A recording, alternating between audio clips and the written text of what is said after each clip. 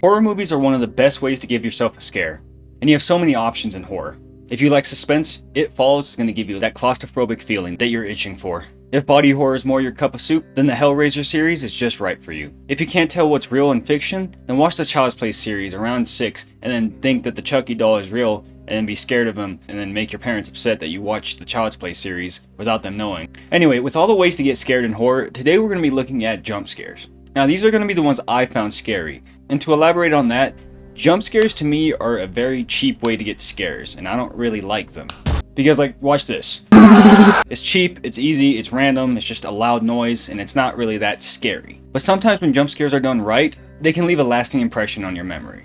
And for me, movies that don't have that many jump scares in them, or movies that build up to jump scares, are perfect. And that's what we're going to be looking at today. If you enjoyed this video at any point, a like or a share really helps me out, and by the end of the video, I'll earn your subscription. Or I'll just hold you for ransom. Sleepaway Camp, the slasher reveal. Sleepaway Camp is a slow burner of a slasher movie, released in 1983 and was directed by Robert Hiltzik. Sleepaway Camp follows a shy girl, Angela, played by Felicia Rose, whose family succumbed to a fatal accident, which sends Angela off to her aunt, and then her aunt sends her off to summer camp, because one of the best ways to deal with trauma is being sent away to a summer camp with assholes, or teenagers. In that summer camp, the usual 80s slasher commences, with an unknown killer, which leads us to the horrifying reveal at the end. So just a spoiler warning right now, and as well as a jump scare warning. I'm going to give jump scare warnings throughout the video, but it's just going to be like a little type on screen. It should be somewhere, you know. But this video is about jump scares, so like I'm hoping you're prepared for them.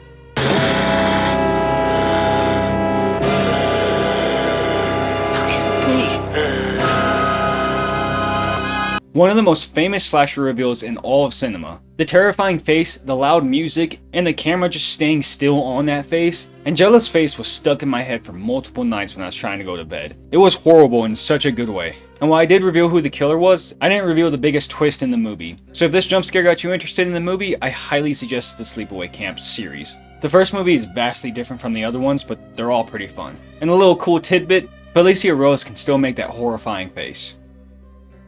Longlegs, opening scene. Longlegs is the most recent horror movie on this list, as it was released this year, as in 2024 when this is recorded. If you're in 2025, what's up? I'm a year older, I must have more wrinkles. And for this movie, I'd like to point out that the marketing really hid a lot of stuff. And while I won't spoil the movie, I am going to give a quick synopsis, so if you just want to avoid that, you can skip right now, it should be on the screen. And you can watch this movie the way the marketing intended. Alright, warning's over. Longlegs, directed by Osgood Perkins, starring Nicolas Cage and Maika Monroe, follows an FBI agent, Agent Lee Harker, as she tries to solve a series of unsolved murders from a suspected serial killer. Now, that's all I'm going to say about the plot. The movie is extremely suspenseful and more of a crime thriller, but that doesn't divest the horror that's in it. Now, what I really love about Longlegs, especially its jump scare, is that there's only one in the movie, at least that I can recall. And it's the opening scene, and it sets the tone.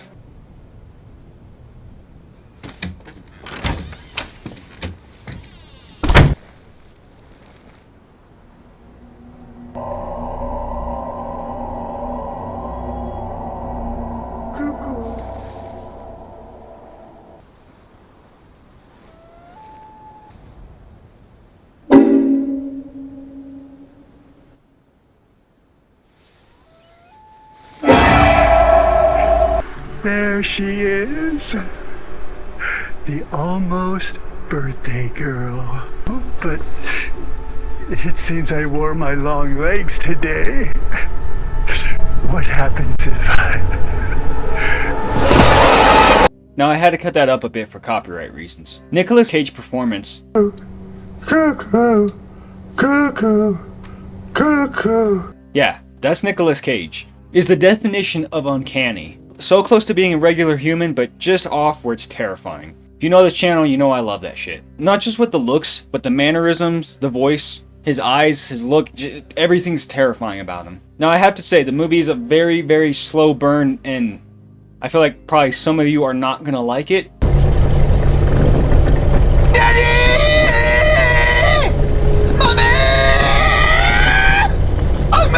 However, if you give it a chance and you're the few who are gonna like it, I think you're gonna love it. Alien. Should have worn protection. Released in 1979, and directed by Ridley Scott, and starring the Queen Sigourney Weaver. It is the Alien movie, and you are doing yourself a disservice if you haven't seen it. If you're young like me, trust me, I'm one of you kids. And you don't like watching older movies because they're old, what's wrong with you? But if you're cultured and you have seen this movie, you know what jump scare I'm talking about. There's really no explanation needed. Oh, man. I don't want to talk about what it's made of. I'm eating this. What's the matter? The food ain't that bad, baby. What's wrong? What?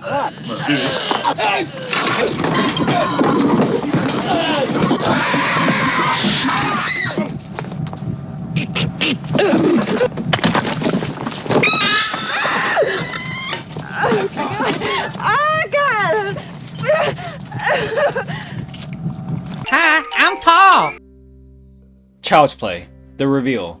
Child's Play, directed by Tom Holland, not Spider-Man, follows a single mother, played by Catherine Hicks, who does her absolute best to find her son a good guy doll. Her son, Andy, played by Alex Vincent, is ecstatic when he finally gets that good guy doll. But little did Karen and Andy know, that good guy doll was possessed by a serial killer, Charles Lee Ray, played by Brad Dourif. And while I'm not a parent, so I usually don't butt in on things other than tripping kids in public because it's funny, I have to give a piece of advice.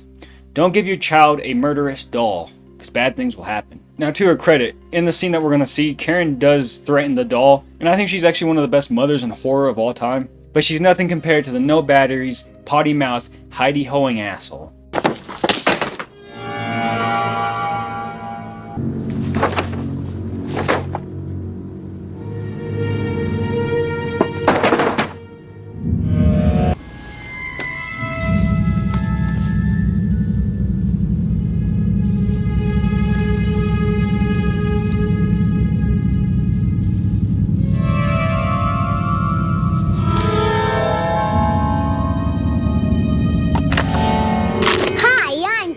Wanna play? I said talk to me, damn it! All right, then I'm gonna make you talk.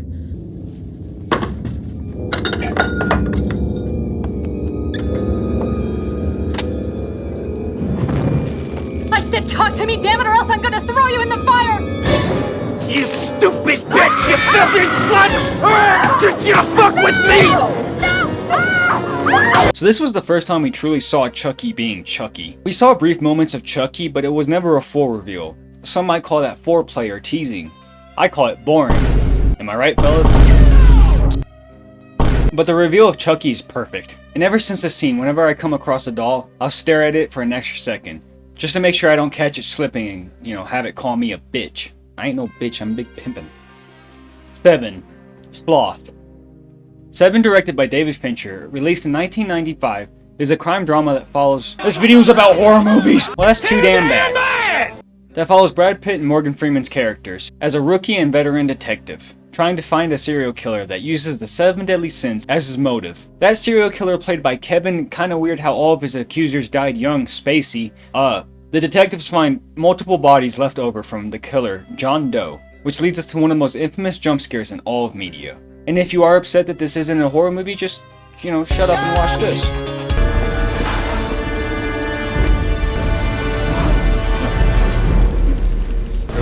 No!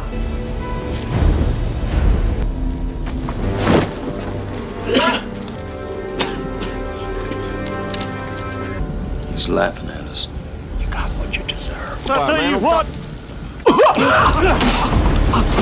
He's alive! He's alive! Chucker's alive! Stop me! Comes down!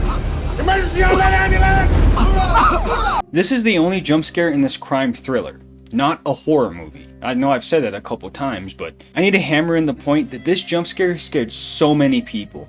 And if you want a good date night movie, just play this and do not tell your partner about it. Or just play it for your kids. You know what? Play it for your kids. This is a good movie to play for your children. I'd say 8 and under. I bet they can comprehend what's inside of a box. What's in the box? What's in the fucking box? The Ring. Katie's not at the beach, this is a closet. That was an extremely stupid reference, and if you got that, then you and I are like this. Alright?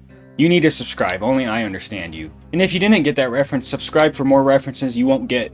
The Ring, released in 2002. This is the American version, not the Japanese version that was released in 1998, and I think way less scarier. But the 2002 version, directed by Gore Verbinski, is one of the more notable horror movies of the 2000s. It is also a very 2000s movie. And what I mean by that is, I wouldn't call it peak cinema. Like everything in the movie, I'd say there's a lot more to be desired, but I think you would enjoy 2 hours out of your day watching it. A journalist investigates a videotape that could be the link to multiple deaths. The famous scene of the girl crawling out of the TV is what most people remember about this movie.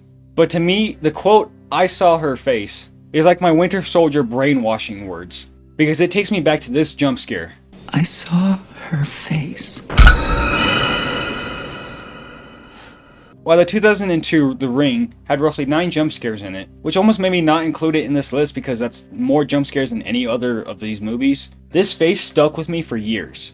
How it feels to chew 5 gum. And those were some of the scariest jump scares that I have ever seen. There are a ton more jump scares that actually scared me, which I'll probably make another video about, but I wanted to share jump scares that had some sort of purpose, that isn't just random scares. Because I know I said this in the beginning, but I really do hate jump scares. With that being said, I love the horror genre, and that includes everything in it. And I am inclusive, because I was raised right. Anyway, are there any other jump scares that actually scared you? Let me know in the comments below. If you like this video at any point, leaving one really helps me out. Same with sharing the video as well as the channel with friends if you think they'll be interested in it. And if you think I earned you a subscription, then, hit that button, and I'll see you next week.